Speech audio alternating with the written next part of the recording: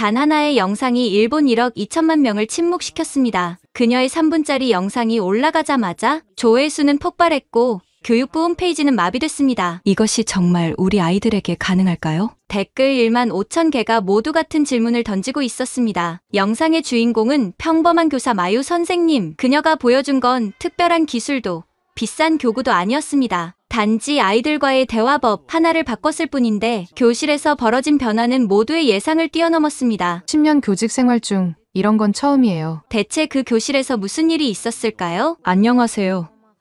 저는 이치카와 마유입니다. 사이타마현 특수학교에서 일하는 31살 교사예요. 지금 제가 문부과학성 조사실에 앉아 있습니다. 네, 그 영상 때문이에요. 이치카와 선생님, 이 영상이 얼마나 큰 파장을 일으켰는지 아십니까? 조사관의 목소리가 차갑게 울렸어요. 책상 위에는 제가 찍은 3분짜리 영상이 재생되고 있었습니다.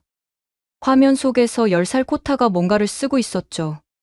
전국에서 문의가 빗발치고 있습니다. 왜 외국 문자로 아이들을 가르쳤습니까? 저는 대답하기 전에 잠시 숨을 고르고 모든 것이 시작된 그날을 떠올렸어요. 1년 전이었습니다. 저는 거의 포기 상태였어요. 제가 맡은 반에는 발달장애와 자폐 스펙트럼을 가진 아이들 8명이 있었는데 그 중에서도 코타가 가장 심각했죠. 코타야, 오늘도 해보자. 이건 나야? 기라가나 한 글자를 가르치는 데만 한 달이 걸렸어요. 아니, 사실 한 달이 지나도 코타는 전혀 인식하지 못했습니다. 그저 의미 없는 그림으로만 보는 것 같았어요. 코타의 어머니는 매일 전화하셨어요. 선생님, 코타가 오늘은 어땠나요? 조금이라도 나아진 게 있나요? 그때마다 저는 거짓 희망을 드릴 수밖에 없었습니다. 조금씩 나아지고 있어요. 시간이 필요할 뿐이에요. 하지만 진실은 달랐죠. 10년 동안 코타는 단 한 글자도 읽거나 쓰지 못했습니다. 이전 학교에서도 여러 치료센터에서도 모두 포기했어요. 그런데 운명이란 정말 신기한 거예요. 2024년 여름, 저는 부산에서 열리는 특수교육 국제 심포지엄에 참석하게 됐습니다. 발표를 마치고 시간이 남아서 근처를 걷다가 우연히 작은 건물을 발견했어요. 부산 다문화 가족 지원센터라는 간판이 걸려 있었죠. 호기심에 들어가 봤는데 놀라운 광경을 목격했습니다. 베트남에서 온 6살 아이가 칠판 앞에서 뭔가를 쓰고 있었어요. 잘했어. 이제 가족이라고 써볼까? 그 아이는 망설임 없이 써내려갔습니다. 한글로요. 저는 충격을 받았어요. 그 아이가 한국에 온 지 겨우 일주일밖에 안 됐다고 하더군요. 어떻게 일주일 만에 글자를 쓸 수 있죠? 센터에서 일하는 강태성 선생님이 제게 다가왔어요. 놀라셨나요? 한글의 힘이에요. 일주일 만에 글자를 쓴다고요? 그게 가능한가요? 강태성 선생님은 미소를 지으며 설명해 주셨어요. 일본 문자를 생각해 보세요. 히라가나 46자, 가타카나 46자, 그리고 상용한자 2136자. 이 모든 걸 외워야 글을 읽을 수 있죠. 하지만 한글은 자음 14개, 모음 10개만 알면 모든 소리를 표현할 수 있어요. 저는 여전히 믿기지 않았어요. 그래도 외국 문자잖아요. 일본 아이들에게는 더 어려울 텐데. 그럴까요? 저희 센터에는 일본에서 온 아이들도 있어요. 오히려 그 아이들이 더 빨리 배워요. 왜 그런지 아세요? 저는 고개를 저었습니다. 한글은 소리를 눈으로 보는 문자예요. 고운 혀뿌리가 목구멍을 막는 모양, 무은 입술을 담은 모양. 발음할 때의 입 모양을 그대로 글자로 만든 거죠. 그때 한 장면이 제 눈에 들어왔어요. 구석에서 한 아이가 거울을 보며 입 모양을 만들고 있었습니다. 그리고 그 모양을 따라 글자를 쓰고 있었죠. 저 아이는 청각장애가 있어요. 소리는 들을 수 없지만 입 모양을 보고 글자를 배우고 있죠. 순간 코타의 얼굴이 떠올랐어요. 소리와 글자를 연결하지 못하는 코타. 혹시 한글이라면 일본 아이들 중에 학습장애가 있는 경우도 가르쳐 보셨나요? 네, 몇 명 있었어요. 놀랍게도 대부분 한글을 먼저 배운 후에 일본 문자도 읽게 되더라고요. 저는 가슴이 뛰기 시작했어요. 이게 정말 가능한 일일까요? 부산에서 도쿄로 돌아온 후 저는 계속 고민했습니다.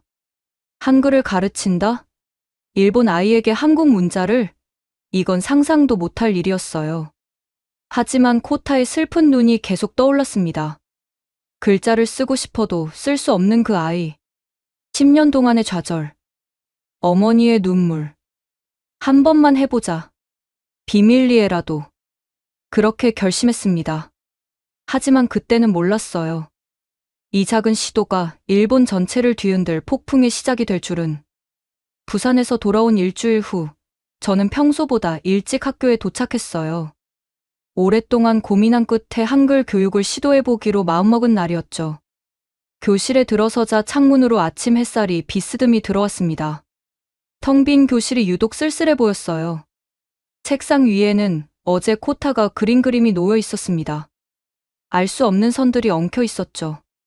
다른 사람들에게는 낙서로 보이겠지만 저는 알아요. 코타가 글자를 쓰고 싶어서 그린 거라는 걸. 선생님, 일찍 오셨네요. 동료 교사 오가와 선생님이 들어왔어요. 그녀는 20년 경력의 베테랑이었죠. 오가와 선생님, 혹시 글자를 전혀 인식하지 못하는 아이를 가르쳐 보신 적 있으세요? 물론이죠. 안타깝지만 어떤 아이들은 평생 글자를 못 읽어요. 그게 현실이에요. 하지만 포기할 수는 없잖아요. 오가와 선생님은 씁쓸하게 웃었습니다. 마유 선생님, 현실을 받아들이는 것도 교사의 일이에요. 모든 아이를 구할 수는 없어요. 그녀가 나간 후 저는 코타의 지난 기록들을 다시 펼쳐봤습니다. 3살 때 자폐 스펙트럼 진단, 5살 때 언어 치료 시작, 7살 때 특수학교 입학, 그리고 10년 동안 단 한 글자도 읽지 못함. 수많은 전문가들이 포기한 아이. 하지만 저는 부산에서 본 그 광경을 잊을 수 없었어요. 아침 9시, 아이들이 하나둘 등교하기 시작했습니다. 코타는 늘 그렇듯 어머니 손을 잡고 왔어요. 코타야, 안녕. 코타는 대답 대신 제 얼굴을 빤히 쳐다봤습니다. 그 맑은 눈에는 늘 뭔가를 간절히 원하는 빛이 있었어요. 선생님, 오늘도 잘 부탁드려요. 코타 어머니의 목소리에는 지친 기색이 역력했습니다. 어머니, 잠깐 이야기 좀 할 수 있을까요? 교무실 한쪽에서 저는 조심스럽게 물었습니다. 혹시 코타가 집에서 글자 비슷한 것을 그리거나 하나요? 네. 매일 밤 뭔가를 쓰려고 해요. 하지만 그저 선일 뿐이죠. 그래도 포기하지 않고 계속 하더라고요. 어머니의 눈가가 촉촉해졌습니다. 선생님, 저는 욕심이 많지 않아요. 코타가 단 한 글자라도 자기 이름이라도 쓸 수 있다면 그것만으로도 행복할 것 같아요. 그날 수업 시간, 저는 평소처럼 히라가나를 가르쳤습니다. 하지만 마음 한구석에서는 다른 생각이 맴돌았죠. 점심시간이 되자 저는 인터넷으로 한글 자료를 찾기 시작했습니다. 그리고 놀라운 사실을 발견했어요.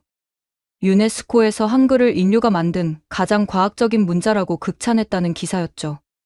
정말 그렇게 특별한 문자일까? 방과 후 아이들이 모두 돌아간 빈 교실에서 저는 한글 자음을 그려봤습니다. 고, 노, 덜, 리.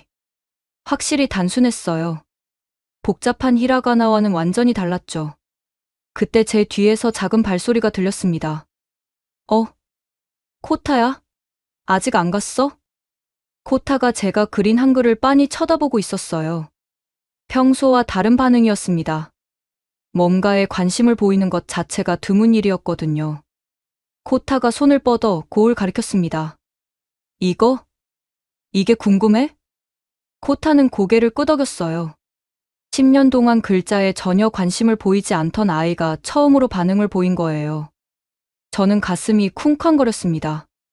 혹시 이게 기회일까요? 코타야, 이건 고야. 기억이라고 읽어. 코타는 제 입 모양을 유심히 봤습니다. 그리고 자기 입으로도 따라 해보려고 했어요.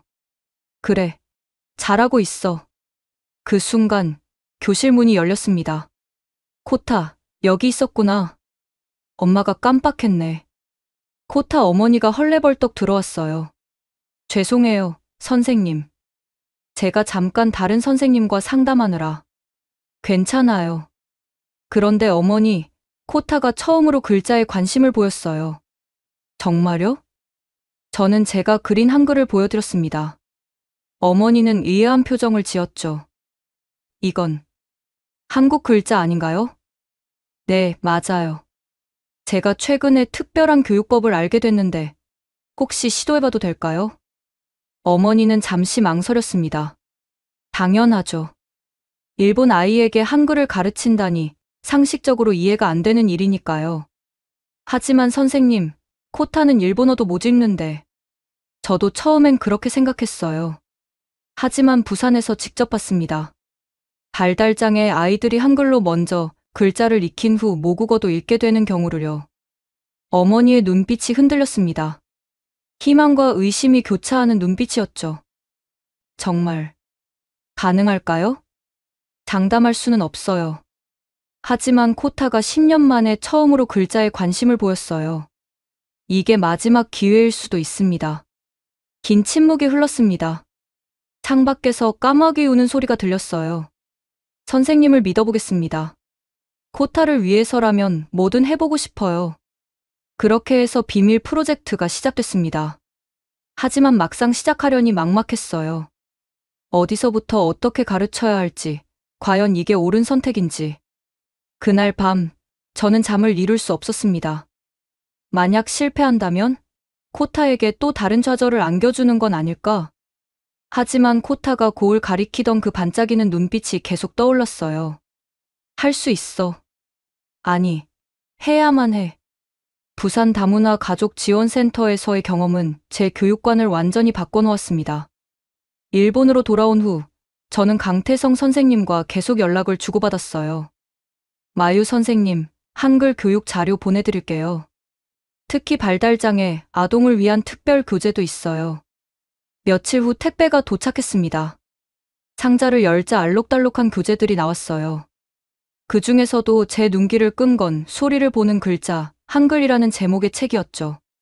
책을 펼치자 첫 페이지에 이런 문구가 있었습니다. 한글은 세상에서 가장 쉬운 문자입니다. 하루면 배울 수 있고 일주일이면 읽을 수 있습니다. 정말일까요? 저는 반신반의하며 책을 읽어나갔습니다.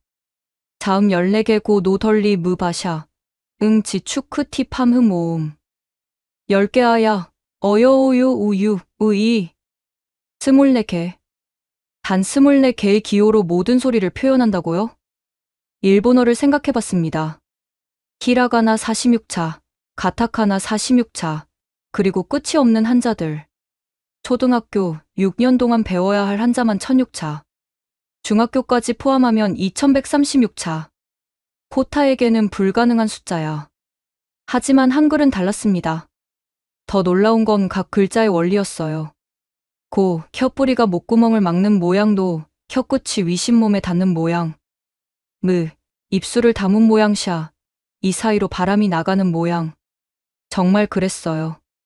거울을 보며 발음해보니 글자가 입 모양과 똑같았습니다. 다음 날, 저는 코타와의 첫 한글 수업을 준비했습니다. 방과 후 빈 교실, 코타와 단둘이 앉았어요. 코타야, 오늘은 특별한 글자를 배워볼 거야. 저는 큰 종이에 무을 그렸습니다. 이건 무이야. 처럼 입을 다물 때 나는 소리야. 그리고 제 입을 가리키며 소리를 냈어요. 코타는 제 입을 뚫어지게 쳐다봤습니다. 코타도 해볼래? 코타가 입을 다물었다 열었다를 반복했어요. 그리고 작은 소리로 맞아, 잘했어. 저는 다시 무을 가리켰습니다. 봐, 이 네모가 다문 입술 같지 않아? 놀랍게도 코타가 고개를 끄덕였어요. 뭔가를 이해한 표정이었습니다. 다음은 응이었어요. 이건 입을 동그랗게 벌렸을 때 모양이야. 아, 할 때처럼. 코타는 거울을 보며 자기 입 모양을 확인했습니다. 그리고 종이의 응과 비교했죠. 30분 동안 우리는 무과 단 두 글자만 연습했어요. 하지만 코타의 눈빛은 계속 반짝였습니다. 10년 동안 본 적 없는 집중력이었어요. 수업이 끝나고 코타가 집에 가려고 일어났을 때 놀라운 일이 일어났습니다. 코타가 제 책상으로 다가와 연필을 집어들었어요. 그리고 종이에 뭔가를 그리기 시작했죠. 삐뚤빼뚤했지만 분명 무이였습니다. 저는 숨이 멎을 것 같았어요. 코타가 글자를 썼어요. 코타야, 네가 썼구나. 뭘 썼어? 코타는 수줍게 웃었습니다. 그 미소를 본 순간 저는 눈물이 날 뻔했어요. 일주일 후 코타는 자음 5개를 익혔습니다. 무, 응, 고, 노, 샤. 각각의 글자가 입모양을 닮았다는 걸 이해하니 훨씬 쉽게 받아들였어요. 그런데 진짜 기적은 그 다음에 일어났습니다. 어느 날 코타가 칠판 앞에 서서 뭔가를 쓰기 시작했어요. 고, 오, 티, 아, 코타. 코타가 자기 이름을 한글로 쓴 거예요. 그날부터 저는 수업 과정을 영상으로 기록하기 시작했습니다. 이런 놀라운 변화를 기록으로 남기고 싶었거든요. 코타가 한 글자 한 글자 정성스럽게 쓰는 모습, 그리고 완성된 자기 이름을 보며 환하게 웃는 모습까지. 엄마한테 보여줄래? 코타가 신나서 고개를 끄덕였어요. 그날 오후, 코타 어머니가 학교에 왔을 때 저는 영상을 보여드렸습니다. 이게 정말 우리 코타가 쓴 거예요? 어머니는 화면을 보며 눈물을 흘렸습니다. 네, 코타가 직접 쓴 거예요. 한글로 쓴 자기 이름이에요. 어떻게 이런 일이. 한글의 구조가 코타에게 맞았던 것 같아요. 소리와 모양이 직접적으로 연결되니까 이해하기 쉬웠나 봐요. 하지만 이건 시작에 불과했습니다. 진짜 놀라운 변화는 그 후에 찾아왔으니까요. 코타가 한글로 이름을 쓴 날 이후 저는 더욱 신중하게 수업을 진행했습니다. 이 사실이 알려지면 큰 논란이 될 게 뻔했으니까요. 코타야, 우리가 배우는 이 글자는 우리만의 비밀이야. 알겠지? 코타는 고개를 끄덕였어요. 아마 비밀이 뭔지 정확히는 모르겠지만 제 진지한 표정을 보고 중요한 일이라는 걸 느꼈나 봐요. 매일 방과 후 30분. 그게 우리만의 특별한 시간이었습니다. 오늘은 모음을 배워볼까? 저는 아를 그렸어요. 이건 아 소리야. 입을 옆으로 벌릴 때 나는 소리지. 그리고 어를 그렸죠. 이건 어 소리. 아랑 비슷한데 방향이 반대야. 코타는 두 글자를 번갈아 보며 차이점을 찾으려 했어요. 그 집중하는 모습이 너무 사랑스러웠습니다. 아는 오른쪽으로 열린 입, 어는 왼쪽으로 열린 입이라고 생각하면 돼. 일주일 만에 코타는 기본 모음도 익혔어요. 그리고 드디어 글자를 조합하는 법을 배우기 시작했죠. 자음과 모음을 합치면 글자가 돼. 고와 가. 저는 큰 종이에 고과 아를 따로 그린 다음 그 둘을 합쳐 가를 만들어 보였어요. 코타의 눈이 동그래졌습니다. 마치 마법을 보는 것 같은 표정이었죠. 코타도 해볼래? 코타는 조심스럽게 고을 쓰고 그 옆에 아를 썼어요. 그리고 잠시 생각하더니 둘을 합쳐 가를 만들었습니다. 대단해. 코타가 가를 썼어. 그 순간 교실 문이 살짝 열렸어요. 오가와 선생님이었습니다. 마유 선생님, 아직 계세요? 저는 황급히 종이를 뒤집었어요. 아, 네. 코타와 보충 수업 중이에요. 오가와 선생님은 의심스러운 눈빛으로 저희를 봤지만 다행히 더 묻지는 않았어요. 너무 무리하지 마세요. 코타도 피곤할 거예요.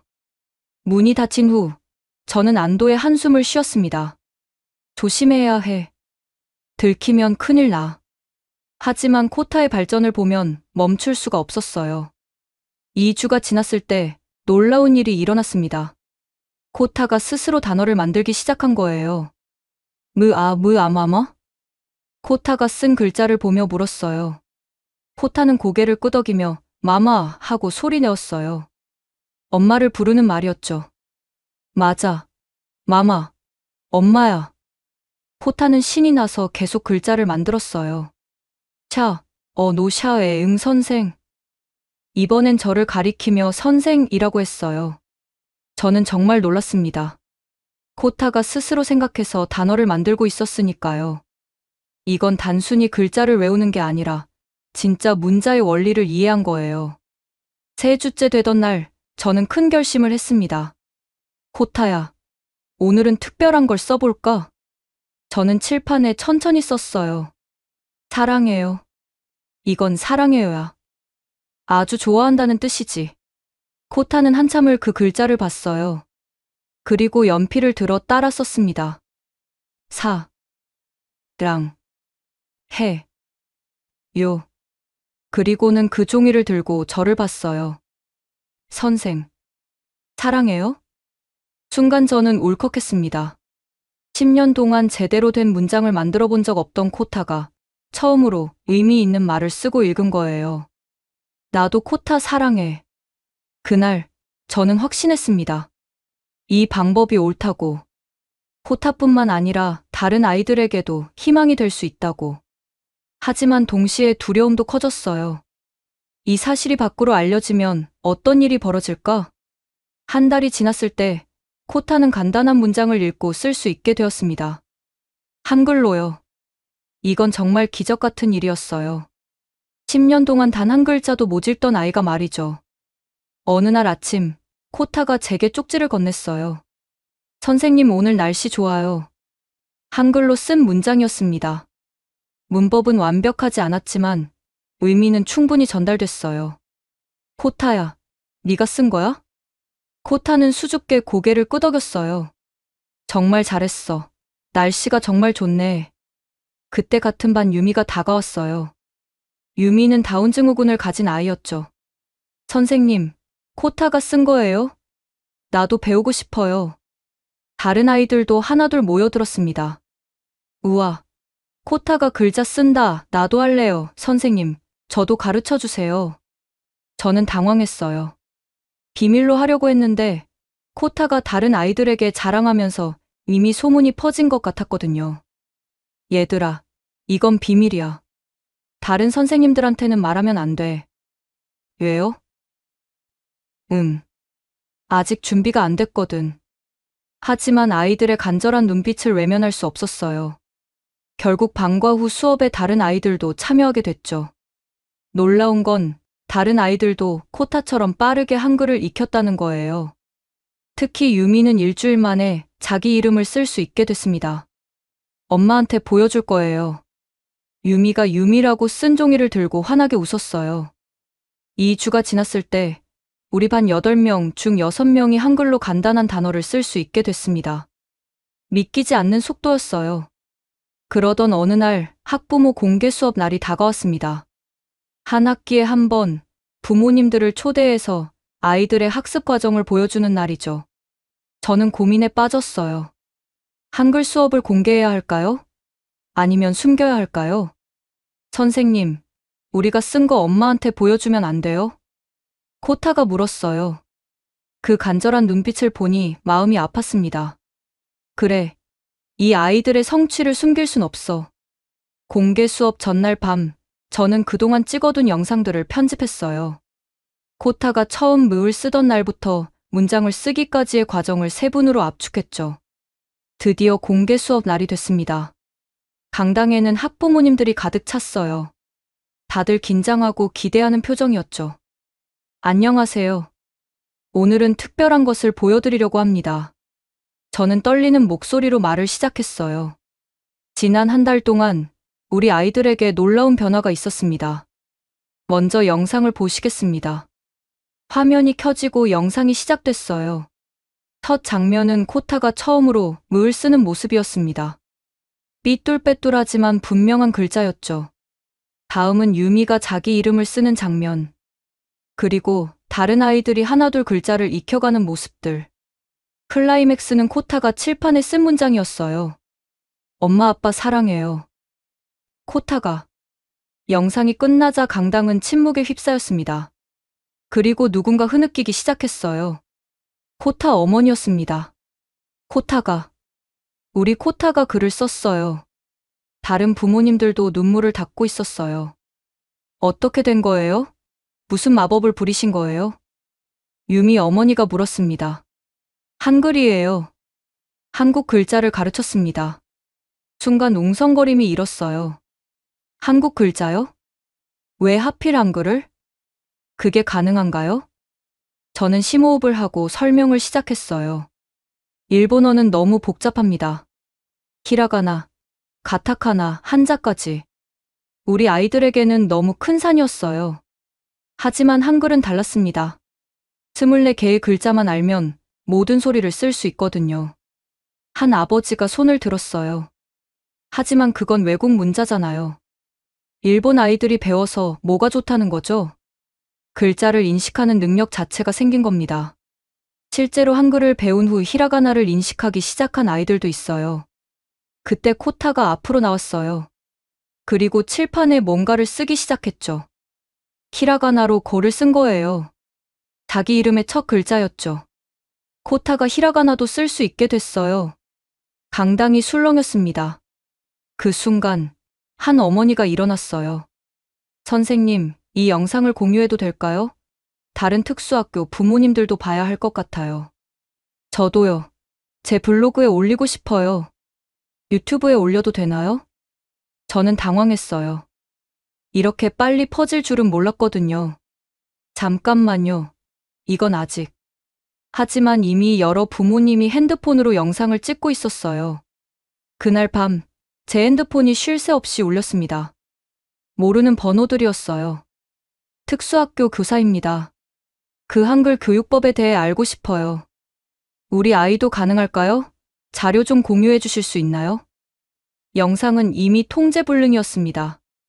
몇 시간 만에 조회수가 10,000회를 넘었고 공유는 수천 번이 됐어요. 그리고 다음날 아침 교장실에서 전화가 왔습니다. 이치카와 선생님, 지금 당장 오세요. 교장실로 가는 복도가 이렇게 길게 느껴진 적은 없었어요. 심장이 쿵쾅거렸습니다. 문을 열고 들어가자 예상치 못한 광경이 펼쳐졌어요. 교장 선생님뿐만 아니라 교육위원회 관계자 3명이 앉아 있었거든요. 이치카와 선생님, 앉으세요. 교장 선생님의 표정이 복잡했어요. 화가 난 것 같기도 하고 당황한 것 같기도 했죠. 어제 공개 수업 영상이 큰 파장을 일으키고 있습니다. 알고 계신가요? 네. 예상보다 빨리 퍼진 것 같습니다. 교육위원회 직원 한 명이 태블릿을 보여줬어요. 유튜브 화면이었는데 제 영상 조회수가 이미 50,000회를 넘어섰더군요. 댓글을 보세요. 우리 아이도 이 방법으로 가르쳐 주세요. 왜 이런 방법을 숨겼나요? 일본 교육의 문제점을 보여주는 영상, 한글이 일본 문자보다 우수하다는 증거. 마지막 댓글을 본 순간 식은땀이 흘렀어요. 이치카와 선생님, 왜 허가 없이 외국 문자를 가르쳤습니까? 저는 아이들을 위해서 일본 아이들에게 한국 문자를 가르치는 게 아이들을 위한 일입니까? 또 다른 관계자가 끼어들었어요. 언론에서 벌써 이 문제를 다루기 시작했습니다. 일본 교육의 실패라는 제목으로요. 교장 선생님이 한숨을 쉬었어요. 이치카와 선생님, 당신의 의도는 이해합니다. 하지만 이건 너무 큰 파장을 일으켰어요. 정치적인 문제로까지 번질 수 있습니다. 하지만 교장 선생님, 아이들은 실제로 글을 읽게 됐어요. 10년 동안 불가능했던 일이. 그건 알아요. 하지만 방법이 문제입니다. 왜 하필 한글입니까? 그때 제 핸드폰이 울렸어요. 코타 어머니였습니다. 죄송합니다. 잠시만. 받으세요. 중요할 수도 있으니. 전화를 받자 코타 어머니의 떨리는 목소리가 들렸어요. 선생님, 지금 집에 기자들이 와 있어요. 코타 인터뷰를 하고 싶다고. 어떻게 해야 할까요? 이미 언론까지 움직이기 시작한 거였어요. 일단 정중히 거절하세요. 제가 곧 연락드릴게요. 전화를 끊고 돌아보니 모두가 저를 바라보고 있었어요. 기자들이 학부모들을 찾아가기 시작했답니다. 교육위원회 직원들이 서로 눈빛을 교환했어요. 이치카와 선생님, 일단 이 방법을 중단해주세요. 그리고 언론 인터뷰는 절대 하지 마시고요. 하지만 아이들은 계속 배우고 싶어 해요. 이제 막 희망이 생겼는데. 그건 나중에 논의하죠. 지금은 사태를 진정시키는 게 먼저입니다. 교장실을 나오면서 무거운 마음이 들었어요. 아이들의 미래보다 체면이 더 중요한 걸까요? 교실로 돌아가니 아이들이 기다리고 있었어요. 선생님, 오늘도 한글 배워요? 유미가 반짝이는 눈으로 물었어요. 오늘은 잠깐 쉬어야 할 것 같아. 왜요? 재밌는데. 코타도 실망한 표정이었어요. 처음으로 배움의 즐거움을 알게 된 아이들인데. 그날 오후 예상치 못한 일이 또 일어났습니다. 다른 특수학교 교사 10명이 우리 학교를 찾아온 거예요. 이치카와 선생님 만나 뵙게 되어 영광입니다. 저희도 그 방법을 배우고 싶어요. 우리 학교 아이들도 희망이 필요해요. 이들은 전국 각지에서 온 교사들이었어요. 영상을 보고 직접 찾아온 거죠. 죄송하지만 저도 지금은 압니다. 위에서 압력이 있죠? 하지만 이건 아이들의 미래가 걸린 문제예요. 한 선생님이 사진을 보여줬어요. 글을 못 읽는 자신의 제자 사진이었죠. 이 아이도 코타처럼 될 수 있을까요? 저는 그 간절한 눈빛을 외면할 수 없었어요. 알겠습니다. 비공식적으로라도 자료를 공유하겠습니다. 그렇게 한글 교육 비밀 모임이 시작됐어요. 한편 온라인에서는 논쟁이 뜨겁게 달아올랐습니다. 보수 언론 일본 문자의 우수성을 무시한 경솔한 시도, 진보 언론 교육의 본질을 보여준 용기 있는 실험. 학부모들 사이에서도 의견이 갈렸어요. 우리 아이도 한글 배우게 해주세요. 일본인이 왜 한국 글자를 배워야 하죠? 하지만 가장 강력한 목소리는 역시 결과를 본 부모들이었어요. 10년 만에 아이가 글을 썼어요. 이게 기적이 아니면 뭔가요? 바로 그때 결정적인 사건이 터졌습니다.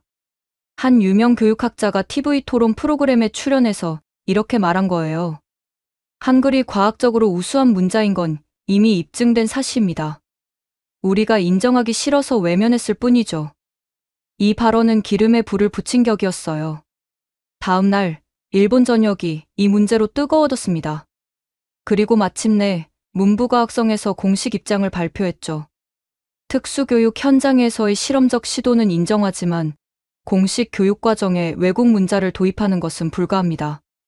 하지만 판도라의 상자는 이미 열렸어요. 전국의 특수학교에서 비공식적으로 한글 교육을 시작했고 놀라운 성과들이 속속 보고되기 시작했으니까요. 문부과학성의 공식 입장 발표 후 저는 순식간에 일본 교육계의 문제 교사가 되었습니다. 다음 날 아침 학교 정문에는 플래카드를 든 시위대가 모여 있었어요. 일본 교육을 지켜라. 매국 교사 이치카와를 파면하라. 저는 뒷문으로 몰래 들어가야 했습니다. 교무실에 들어서자 동료들의 시선이 따가웠어요. 평소 친하게 지내던 선생님들도 저를 피했죠. 이치카와 선생님, 잠깐 이야기 좀. 오가와 선생님이 저를 복도로 불러냈어요. 왜 그런 위험한 일을 하신 거예요? 조용히 넘어갈 수도 있었는데. 위험한 일이요? 아이들이 글을 읽게 된 게 위험한 일인가요? 그게 아니라 왜 하필 한글이냐고요? 다른 방법도 있었을 텐데. 10년 동안 다른 방법으로는 안 됐어요. 오가와 선생님도 아시잖아요. 오가와 선생님은 한숨을 쉬었어요. 하여튼 조심하세요. 위에서 당신을 주시하고 있어요. 그날 오후 교장실에서 또 호출이 왔습니다. 이번엔 교장 선생님과 단둘이었어요. 이치카와 선생님, 정근을 가는 게 어떨까요?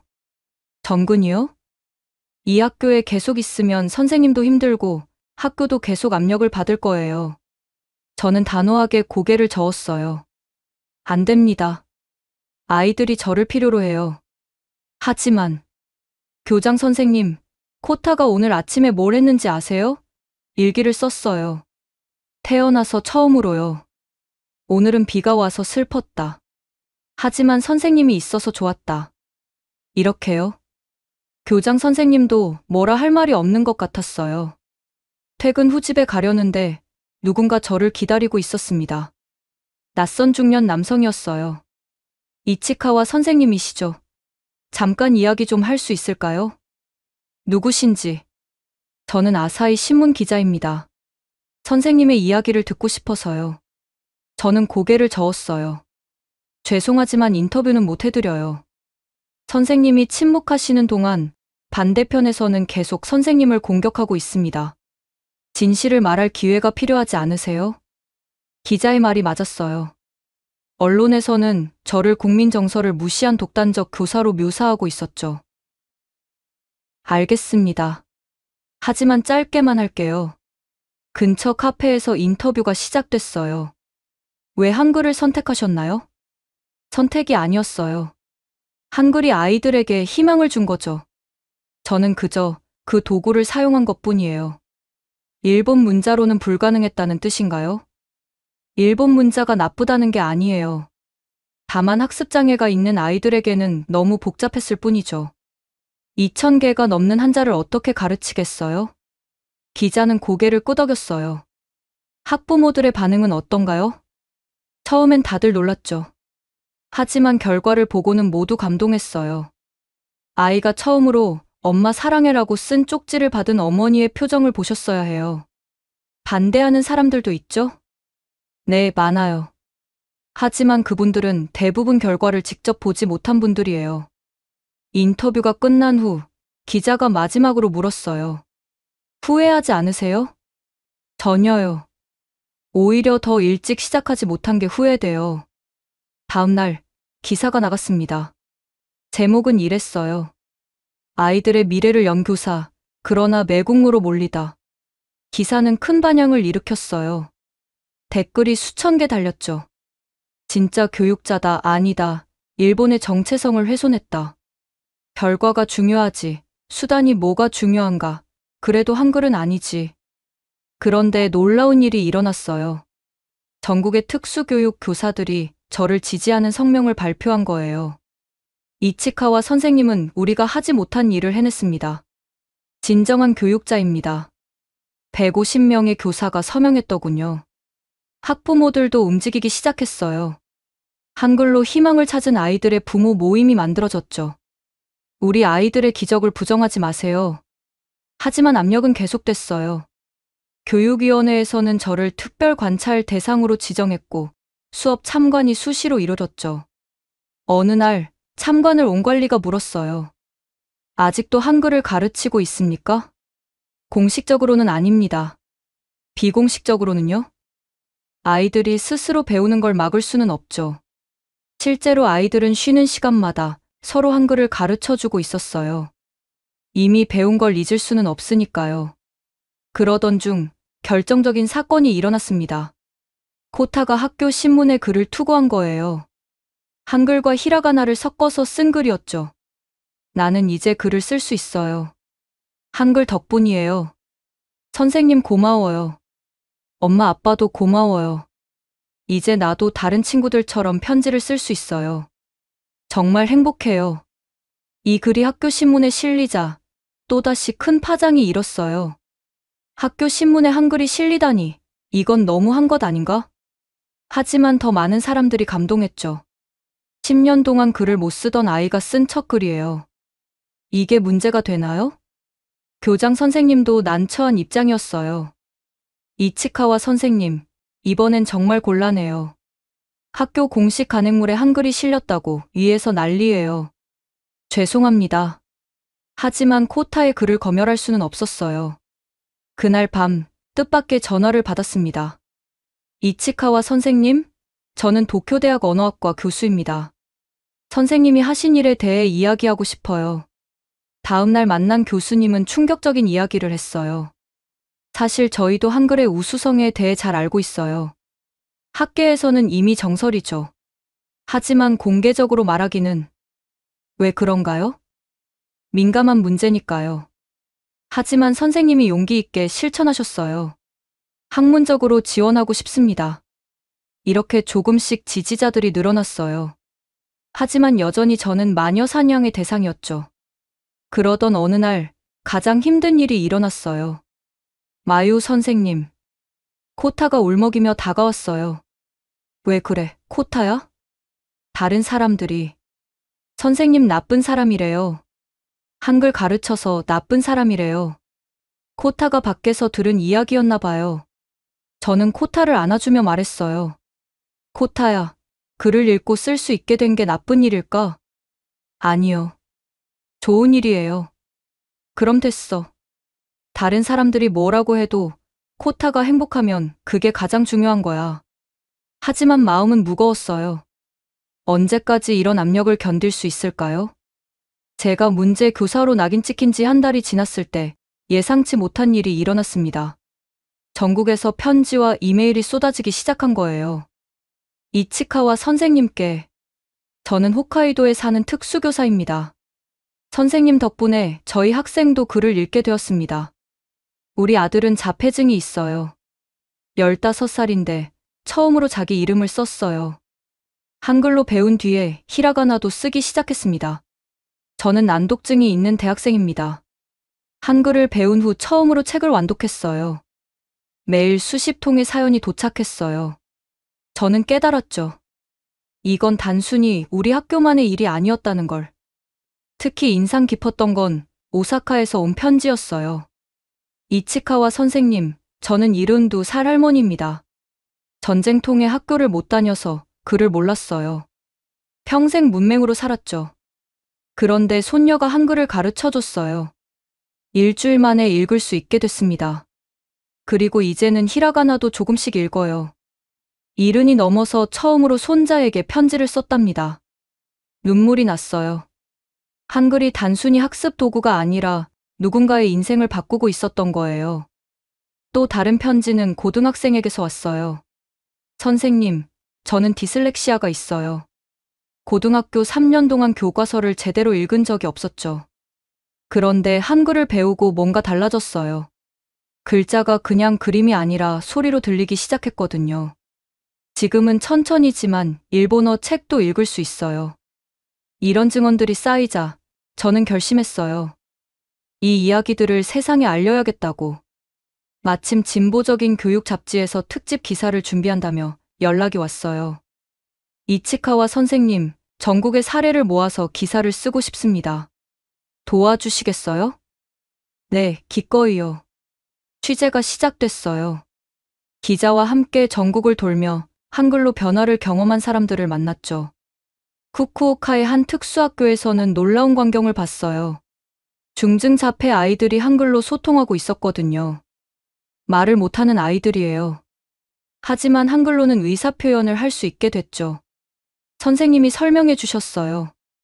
어떻게 그게 가능하죠? 한글은 소리를 시각화한 문자잖아요. 말을 못해도 소리의 형태는 이해할 수 있었나 봐요. 한 아이가 칠판에 썼어요. 배고파요. 단 2글자였지만 그 아이가 처음으로 한 의사 표현이었대요. 교토에서는 더 충격적인 사례를 만났어요. 뇌졸중으로 실어증에 걸린 50대 남성이었죠. 사고 후 3년 동안 글을 전혀 읽지 못했어요. 그런데 그는 수첩을 보여줬어요. 한글로 빼곡히 적힌 일기였죠. 한글은 읽을 수 있었어요. 왜인지 모르겠지만 뇌가 한글은 인식하더라고요. 의사도 놀랐다고 했어요. 복잡한 일본 문자는 인식 못하는 뇌가 단순한 한글은 받아들인 거죠. 이제는 한글로 연습한 덕분에 히라가나도 조금씩 읽기 시작했어요. 이런 증언들을 모으면서 저는 한글의 진정한 가치를 깨달았어요. 이건 단순한 외국 문자가 아니었어요. 소외된 사람들에게 희망을 주는 도구였죠. 가장 감동적이었던 건 도쿄의 한 요양원에서 만난 할아버지였어요. 저는 제1교포 3세예요. 한국말은 못하지만 한글은 배웠죠. 그런데 치매가 오면서 일본어를 잊어버렸어요. 가족들과 소통할 수 없게 됐죠. 할아버지의 딸이 이어서 말했어요. 그런데 신기하게도 한글은 기억하고 계셨어요. 그래서 저희도 한글을 배웠죠. 지금은 한글로 대화해요. 할아버지가 종이에 썼어요. 사랑에 따라. 이 모든 이야기가 잡지에 실렸을 때 일본 사회는 또 한 번 뒤집혔어요. 이게 진짜라면 우리가 한글을 오해했던 거 아닌가? 단순한 민족 감정으로 거부할 문제가 아니었네. 하지만 여전히 반대 목소리도 컸어요. 선별된 사례일 뿐이다. 과장됐을 가능성이 크다. 그때 결정적인 증언이 나왔어요. 일본 최고의 뇌과학자가 TV에 출연해서 말한 거예요. 한글이 뇌에 미치는 영향을 연구해봤습니다. 놀랍게도 한글은 좌뇌와 우뇌를 균형 있게 활성화시킵니다. 특히 학습장애가 있는 사람들에게 효과적인 이유가 여기 있었던 거죠. 과학적 근거가 제시되자 분위기가 바뀌기 시작했어요. 하지만 가장 강력한 증언은 바로 우리 반 아이들이었죠. 어느 날 코타가 칠판에 길게 무언가를 썼어요. 저는 글을 읽을 수 없었어요. 하지만 이제는 읽을 수 있어요. 쓸 수도 있어요. 책도 읽고 싶어요. 편지도 쓰고 싶어요. 공부도 하고 싶어요. 한글이 저를 바꿨어요. 감사합니다. 완벽한 문장은 아니었지만 코타의 진심이 담겨 있었어요. 다른 아이들도 하나둘 자신의 이야기를 쓰기 시작했죠. 나도 이제 엄마한테 편지 쓸 수 있어요. 글자가 무서웠는데 이제는 친구예요. 선생님 최고. 이 아이들의 증언이야말로 그 어떤 이론보다 강력한 증거였어요. 증언들이 화제가 되면서 드디어 한국에서 연락이 왔습니다. 부산에서 만났던 강태성 선생님이었어요. 마유 선생님, 일본에서 큰일을 하고 계시네요. 제가 도울 일이 있다면 돕고 싶습니다. 정말요? 사실 전문가의 설명이 필요한 상황이에요. 그렇게 해서 강태성 선생님이 일본을 방문하게 됐죠. 도쿄대학 주최로 특별 강연회가 열렸는데 예상보다 많은 사람이 몰렸어요. 대강당이 꽉 찼죠. 안녕하세요. 저는 부산에서 온 언어치료사 강태성입니다. 강 선생님은 유창한 일본어로 강연을 시작했어요. 먼저 한 가지 분명히 하고 싶습니다. 저는 한글이 일본 문자보다 우수하다고 주장하러 온 게 아닙니다. 각 문자는 그 나름의 역사와 가치가 있죠. 다만 특정 상황에서 한글이 효과적인 학습 도구가 될 수 있다는 걸 설명하려 합니다. 청중들이 조금 편안해지는 게 느껴졌어요. 한글은 1443년 세종대왕이 만든 문자입니다. 당시 한국도 한자를 사용했죠. 하지만 백성의 90%가 문맹이었습니다. 세종은 이를 안타깝게 여겼어요. 스크린에 훈민정음 해례본이 떴어요. 나라의 말이 중국과 달라 백성이 뜻을 표현할 수 없음을 불쌍히 여겨. 이게 한글 창제의 이유였습니다. 처음부터 쉬운 문자를 목표로 했던 거죠. 그 다음 설명이 흥미로웠어요. 세종은 음성학을 연구했습니다. 사람이 소리 낼 때 입 모양과 혀의 위치를 관찰했죠. 그리고 그 모양을 본떠 글자를 만들었습니다. 화면에 자음 생성 원리가 나타났어요. 혀뿌리가 목구멍을 막는 모양도 혀끝이 위심몸에 닿는 모양 입술을 담은 모양 이 사이로 바람이 나가는 모양 목구멍의 모양. 청중들이 따라서 발음해보기 시작했어요. 모음도 철학적 원리로 만들어졌습니다. 천, 하늘, 지, 땅, 인, 사람. 이 세 요소의 조합으로 모든 모음을 만들었죠. 한 교수가 손을 들었어요. 그런데 왜 한글이 학습장애 아동에게 효과적인가요? 좋은 질문입니다. 여러 이유가 있지만 가장 중요한 건 음소 문자라는 점입니다. 강 선생님은 칠판에 그림을 그렸어요. 일본어를 봅시다. 사쿠라를 쓰려면 히라가나로 사쿠라, 세 글자가 필요하죠. 각 글자는 하나의 음절을 나타냅니다. 반면 한글은 사크으라 이렇게 음소 단위로 분해됩니다. 그게 왜 중요하죠? 학습장애가 있는 아이들은 복잡한 형태를 인식하기 어려워해요. 하지만 단순한 요소로 분해하면 이해하기 쉬워집니다. 레고 블록처럼요. 다른 질문이 이어졌어요. 한자는 어떻게 설명하시겠습니까? 일본어는 한자 없이는 불완전한데. 맞습니다. 한자는 의미를 압축적으로 전달하는 훌륭한 문자예요. 하지만 초등학생이 1000자 이상을 외워야 한다면 학습장애가 있는 아이에게는 불가능에 가깝죠. 강 선생님은 통계를 보여줬어요. 일본 문부과학성 자료에 따르면 학습장애 아동의 70%가 한자 습득에 실패합니다. 그 결과 학업 전체를 포기하게 되죠. 숫자를 보니 충격적이었어요. 한글은 다릅니다. 자음 14개, 모음 10개. 이것만 알면 이론적으로 11,152개의 음절을 표현할 수 있어요. 실제 사용하는 건 2,000개 정도지만요. 한 특수교사가 물었어요. 실제 적용은 어떻게 하나요? 단계적 접근이 중요합니다. 먼저 기본 자모음을 가르치고 그 다음 조합 원리를 설명하죠. 중요한 건 소리와 모양의 연결이에요. 강 선생님은 실제 교육 영상을 보여줬어요. 부산 센터에서 찍은 거였죠. 화면 속 아이가 거울을 보며 무 소리를 내고 있었어요. 그리고 자기 입 모양과 글자를 비교하더니 아 하고 깨달음의 표정을 지었죠. 이 아이는 청각장애가 있어요. 소리는 듣지 못하지만 입 모양으로 글자를 이해했죠. 청중들이 감탄했어요. 이어서 강 선생님은 뇌과학 연구 결과도 공유했어요. 최근 연구에 따르면 한글을 읽을 때와 한자를 읽을 때 활성화되는 뇌 영역이 다릅니다. 한글은 좌뇌의 언어 영역을, 한자는 우뇌의 시각 영역을 주로 사용하죠. 그래서요? 학습장애 아동 중 많은 수가 시각 정보 처리에 어려움을 겪습니다.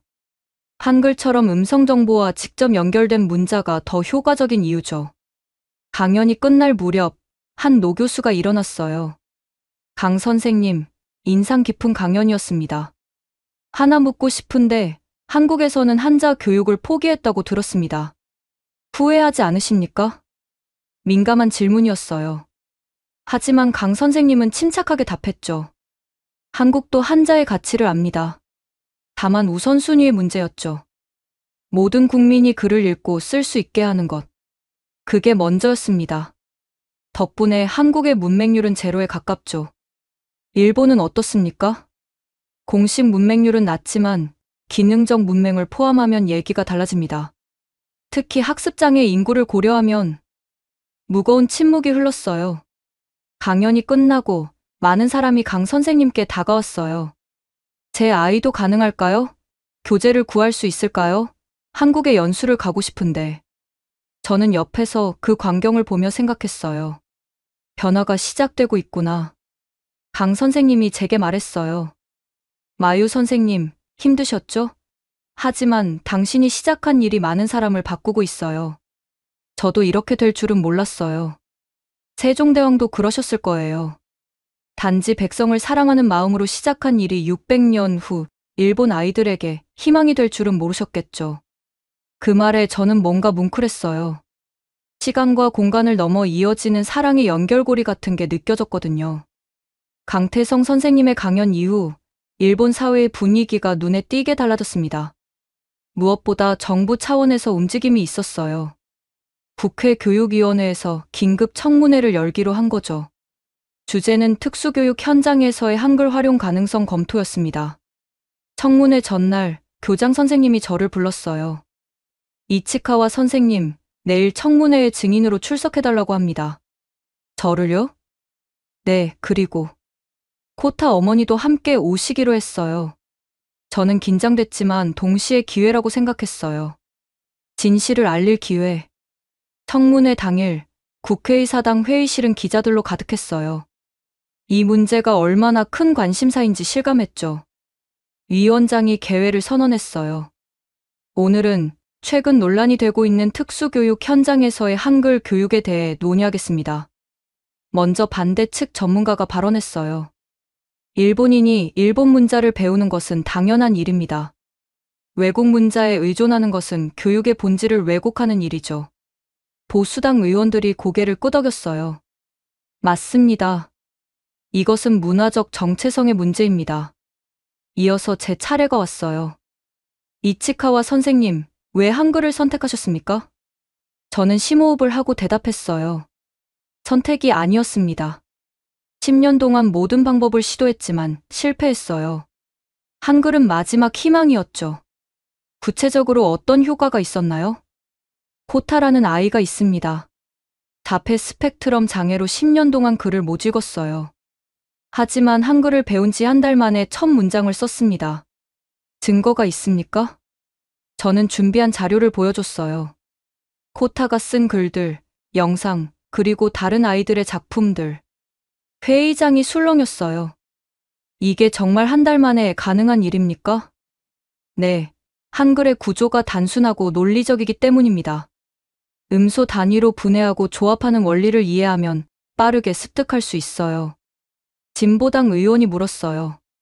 그렇다면 왜 처음부터 한글을 가르치지 않았나요? 저도 편견이 있었습니다. 일본인이 한글을 배운다는 것 자체가 상상도 못했죠. 하지만 아이들의 미래가 더 중요했습니다. 그때 보수당 의원이 날카롭게 물었어요.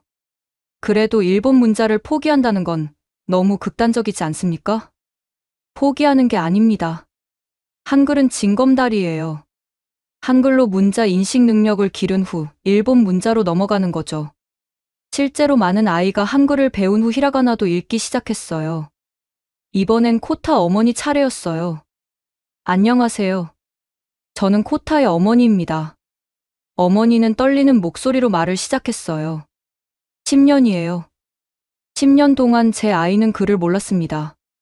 병원도 가고 치료도 받고 할 수 있는 건 다 했어요. 하지만 소용없었죠. 의원들이 진지하게 들었어요. 포기하려던 순간 이치카와 선생님이 한글을 가르쳐 주셨어요. 처음엔 저도 의심했습니다. 일본 글자도 못 읽는데 한국 글자를? 어머니는 종이 한 장을 꺼냈어요. 이걸 보세요.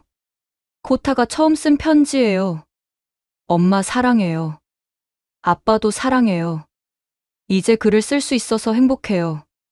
순간 회의장이 조용해졌어요. 몇몇 의원은 눈시울이 붉어졌죠. 처음 이 편지를 받았을 때 그냥 울었어요. 기적이라고 생각했죠. 어머니는 의원들을 둘러봤어요. 여러분께 묻고 싶어요. 이게 잘못된 일인가요? 제 아이가 글을 읽고 쓸 수 있게 된 게 죄인가요? 그게 한글이든 영어든 무슨 상관인가요? 강력한 호소였어요. 위원장이 물었습니다. 그렇다면 앞으로도 한글 교육을 계속하실 건가요? 물론이죠. 이제 코타는 일본어 책도 읽기 시작했어요. 한글이 열어준 문이에요. 질의응답이 계속됐고 찬반 의견이 팽팽했어요. 그때 결정적인 순간이 왔습니다. 한보수당 의원이 일어났어요. 강경파로 유명한 사람이었죠. 저는 처음에 이 문제를 듣고 분노했습니다. 일본 아이들에게 한글을? 말도 안 된다고 생각했죠. 다들 그의 다음 말을 기다렸어요. 하지만 제 손자도 난독증이 있습니다. 8살인데 아직 제 이름도 못 읽어요. 회의장이 놀랐어요. 그가 이런 개인적인 이야기를 할 줄은. 만약 한글이 제 손자에게 희망이 될 수 있다면 저는 할아버지로서 반대할 수 없습니다. 이 발언이 분위기를 완전히 바꿨어요. 다른 의원들도 하나둘 입을 열었죠. 실용적으로 접근해야 합니다. 결과가 중요하지 수단이 뭐가 중요합니까? 아이들의 미래가 최우선이어야 합니다. 긴 토론 끝에 위원장이 정리했어요. 특수교육 현장에서 보조 도구로서 한글 사용을 허용하는 방안을 검토하겠습니다. 단, 공식 교육과정은 아니며 선택적으로 활용하는 것으로 합니다. 완전한 승리는 아니었지만 큰 진전이었어요. 청문회가 끝나고 밖으로 나오니 기자들이 몰려들었어요. 이치카와 선생님, 소감이 어떠신가요? 아이들에게 희망을 줄 수 있게 되어 기쁩니다. 이제 시작일 뿐이에요. 그날 저녁 뉴스는 모두 이 소식을 다뤘어요. 국회, 특수교육 한글 사용 허용 검토, 편견을 넘어선 교육의 승리, 한글, 일본 아이들의 새로운 희망. 하지만 가장 기뻤던 건 다음날 학교에서 아이들을 만났을 때였어요. 선생님, 이제 한글 계속 배워도 돼요? 코타가 반짝이는 눈으로 물었어요. 그럼, 이제 아무도 우리를 막을 수 없어. 아이들이 환호했어요. 그 순간, 저는 깨달았어요. 이게 진짜 교육의 힘이구나. 편견과 선입견을 넘어서 아이들의 가능성을 여는 것. 문자는 도구일 뿐이에요. 중요한 건 그 도구로 아이들이 세상과 소통할 수 있게 되었다는 거죠. 청문회 이후 6개월이 지났습니다. 그동안 일본 특수교육 현장에는 조용한 혁명이 일어났어요. 문부과학성은 특수교육 보조도구로서의 한글 활용 가이드라인을 발표했고, 전국 200여 개 특수학교에서 시범 도입을 시작했죠. 우리 학교는 자연스럽게 선도 학교가 되었어요. 전국에서 교사들이 연수를 받으러 왔고, 저는 강사 역할을 하게 됐죠. 한글 교육의 핵심은 강요하지 않는 거예요. 아이가 관심을 보일 때 시작하세요. 어느 날 뜻밖의 제안을 받았습니다. 한일 공동으로 유니버설 문자 교육연구소를 설립하자는 거였어요. 이치카와 선생님이 소장을 맡아주셨으면 합니다. 저는 그저 교사일 뿐인데요. 현장을 아는 사람이 필요합니다. 이론가가 아니라요. 고민 끝에 수락했어요. 연구소의 목표는 명확했습니다. 모든 사람이 글을 읽고 쓸 수 있는 세상. 개소식 날, 뜻밖의 손님이 왔어요. 한국에서 온 할머니였는데 통역을 통해 이런 말씀을 하셨죠. 저는 세종대왕의 후손입니다. 할아버지의 할아버지가 한글 창제에 참여하셨다고 들었어요. 모두가 놀랐어요. 일본 아이들이 한글로 희망을 찾았다는 소식을 듣고 왔습니다. 조상님이 기뻐하실 거예요. 할머니는 오래된 책 한 권을 꺼내셨어요. 이건 저희 집안에 전해 내려오는 훈민정음 해례본 필사본이에요. 연구소에 기증하고 싶습니다. 귀중한 선물이었죠. 연구소가 본격적으로 활동을 시작하면서 놀라운 성과들이 나타났어요. 먼저 한글 일본어 통합학습법을 개발했습니다. 한글로 음성 구조를 이해한 후 히라가나로 전환하는 체계적인 프로그램이었죠. 효과는 놀라웠어요. 평균 학습 기간이 절반으로 줄었고 학습 장애 아동의 80%가 문자를 습득하는 데 성공했습니다. 더 나아가 고령자 문해 교육에도 적용했어요. 70년 만에 처음으로 손자 이름을 썼어요. 한 할아버지의 환한 웃음이 잊히지 않아요. 국제적인 관심도 커졌습니다. 유네스코에서 연락이 왔어요. 일본의 사례를 세계와 공유하고 싶습니다. 국제 심포지엄에서 발표해 주시겠어요? 파리에서 열린 심포지엄.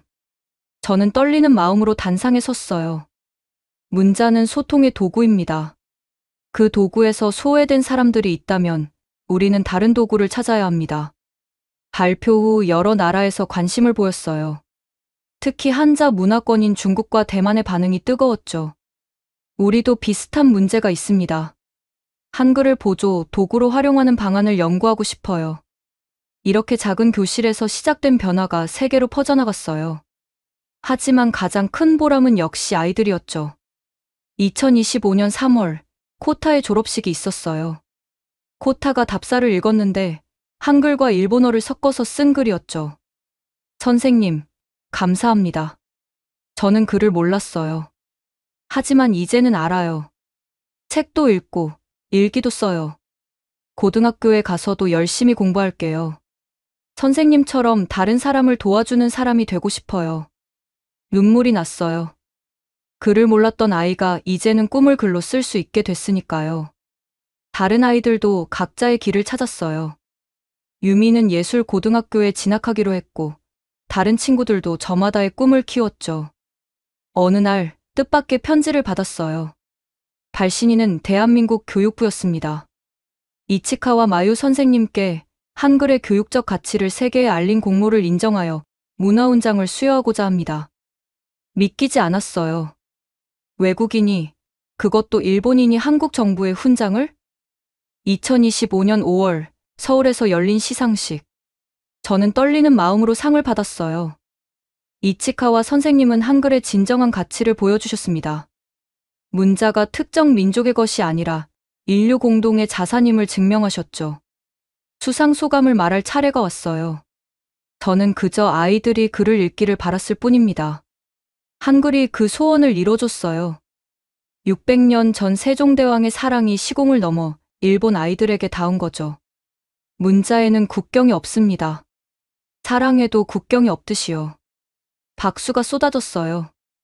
일본으로 돌아온 후 저는 다시 교실로 돌아왔습니다. 여전히 저는 교사니까요. 새 학기 첫날 새로운 아이들이 왔어요. 그 중에는 글을 못 읽는 아이도 있었죠. 선생님, 저도 글을 읽을 수 있을까요? 물론이야. 시간이 좀 걸릴 수도 있지만 분명히 읽을 수 있게 될 거야. 저는 칠판에 무을 그렸어요. 자, 이건 입을 다문 모양이야. 해볼까? 아이의 눈이 반짝였어요. 또 다른 기적이 시작되는 순간이었죠. 창밖을 보니 벚꽃이 피어 있었어요. 새로운 시작을 알리는 봄이었습니다. 그리고 저는 생각했어요. 이 모든 게 한 아이를 포기하지 않은 마음에서 시작됐다고. 그 마음이 600년 전 세종대왕의 마음과 다르지 않았다고. 문자는 사람을 위해 존재합니다. 그리고 진정한 교육은 한 사람도 포기하지 않는 거예요. 그게 제가 한글을 통해 배운 가장 큰 교훈이었습니다. 이렇게 해서 일본을 뒤흔든 한글 교육의 이야기가 막을 내렸습니다. 한 특수교사의 작은 시도가 어떻게 일본 전체를 바꿔놓았는지, 그리고 600년 전 한 왕의 사랑이 어떻게 시공을 넘어 기적을 만들었는지 보셨습니다. 오늘의 이야기 어떠셨나요? 편견을 넘어선 용기, 그리고 모든 사람이 글을 읽고 쓸 수 있어야 한다는 세종대왕의 정신. 이것이야말로 진정한 K문화의 힘이 아닐까요? 만약 이 이야기가 감동적이었다면 주변에 공유해주세요. 세종대왕님의 업적을 널리 알려야 합니다. 좋아요와 구독은 더 많은 숨겨진 한국의 이야기를 찾아 전하는데 큰 힘이 됩니다. 다음에도 더 놀라운 이야기로 찾아뵙겠습니다. 지금까지 감동편지함이었습니다. 감사합니다.